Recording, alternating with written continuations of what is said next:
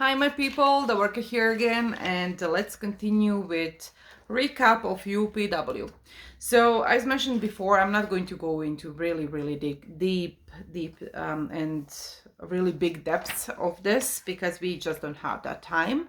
And this is not complete immersion like it is the actual UPW is, but I can go through main points. So for this video, I'm just going to cover the extraordinary quality of life and beautiful state. And beautiful state is the part of, and it's the exercise that I really liked, especially because Joseph I'm sorry, I don't want to say his last name and just butcher it. So Mr. Joseph, he was so cute when he was talking about it, and I'll try to represent it the best the best way that I can, to my abilities, of course. So let's start with creating an extraordinary quality of life. So what does that mean? It's actually you thinking about living life on your terms. What would that life be? What is the beautiful life for you and your next level of your life? How does it feel? What would you do to fulfill your day? So Tony, and I'm not sure, probably him, did a really nice job with getting few questions that you can go through this and think about this in the most specific way possible. So I'm just gonna brush on some of those here. So for example, when you're thinking about what would your next level look like, think about how, as mentioned just now, how would you fulfill your day? What has prevented you before from getting it there and having it a life like that?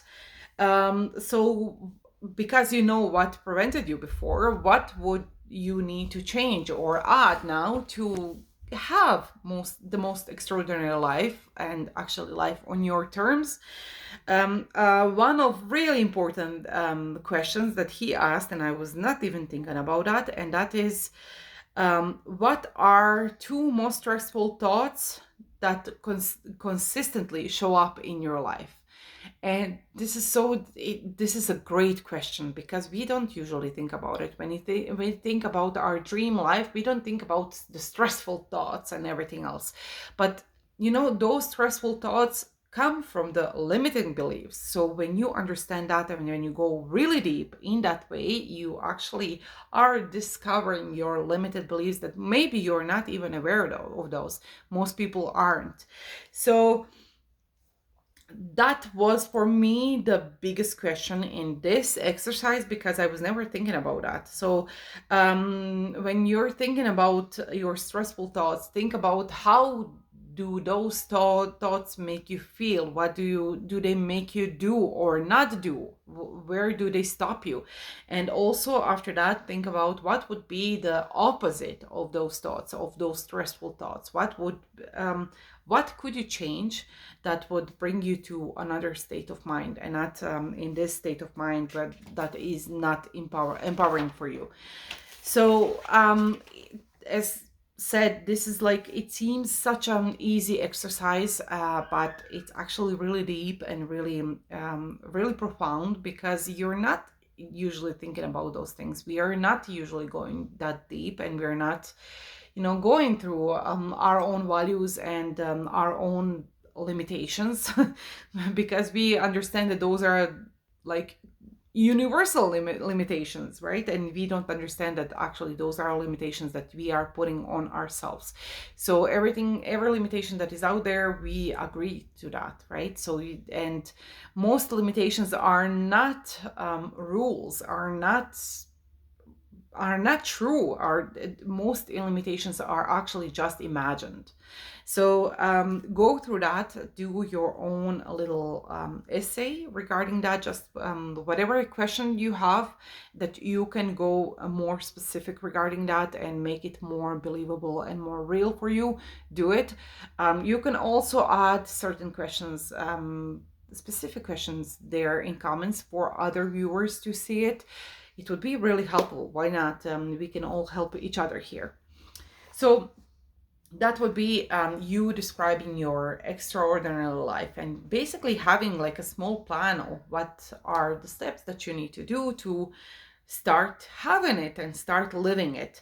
But also one of the really important step is this beautiful state. So what is there, like Tony explains it like this. He says there are only two states that we are in, and one is a beautiful state and the other one is suffering state, or being miserable, as I call it. Beautiful being happy. So whenever you're feeling positive thoughts, positive emotions, when you are uplifted, graceful, of course, grateful and happy about something, and you feel love and appreciation for life, you are in a beautiful state. When you are feeling stress, stress is always fear. So when you're feeling any kind of fear, any kind of emotional pain, you are in a suffering state.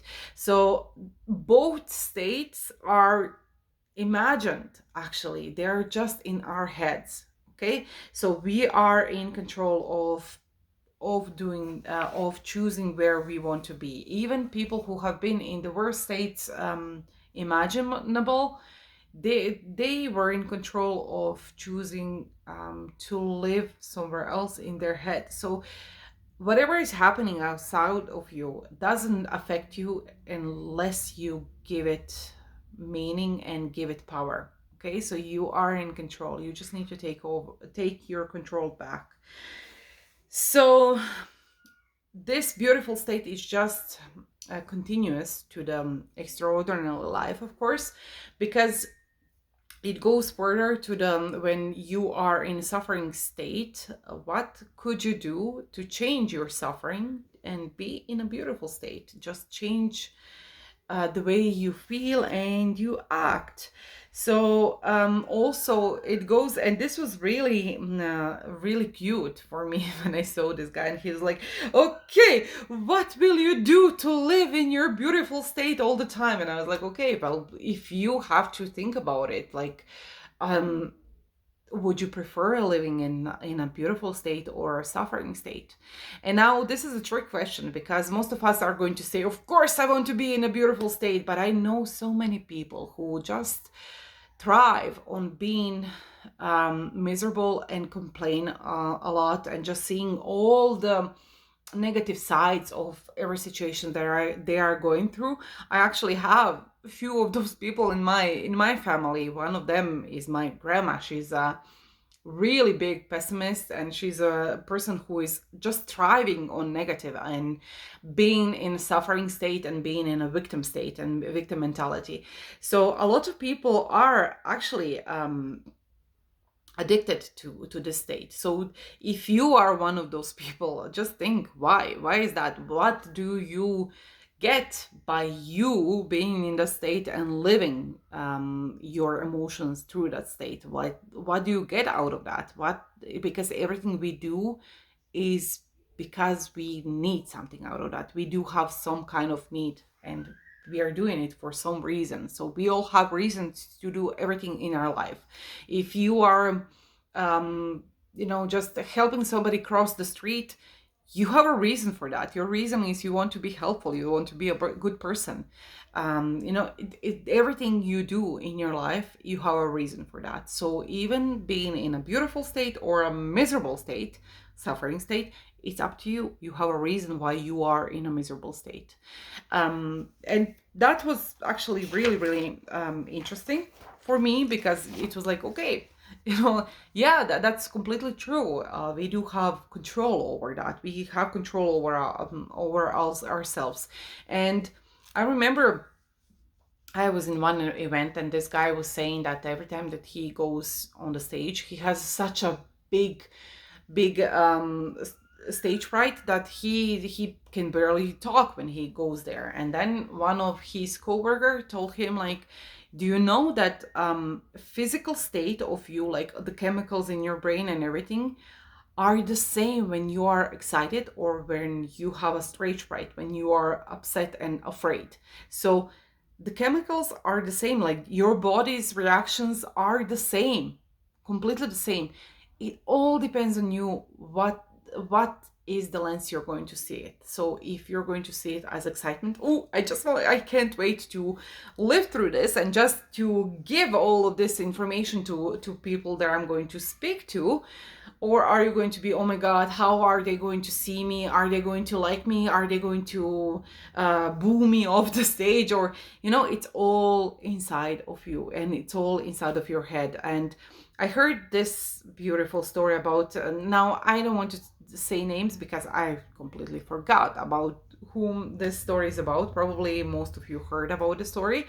The story is about really famous opera singer, and when he was going to the stage, he usually had this preparation of him saying, okay, shut up, shut up, shut up. And then one time somebody asked him, okay, are you okay, is everything okay? He's like, oh, I'm okay, I'm just talking to my little self, saying him to shut up because I know everything is going to be good. So we all have this little voice that is against us and that is always scared. That's our ego.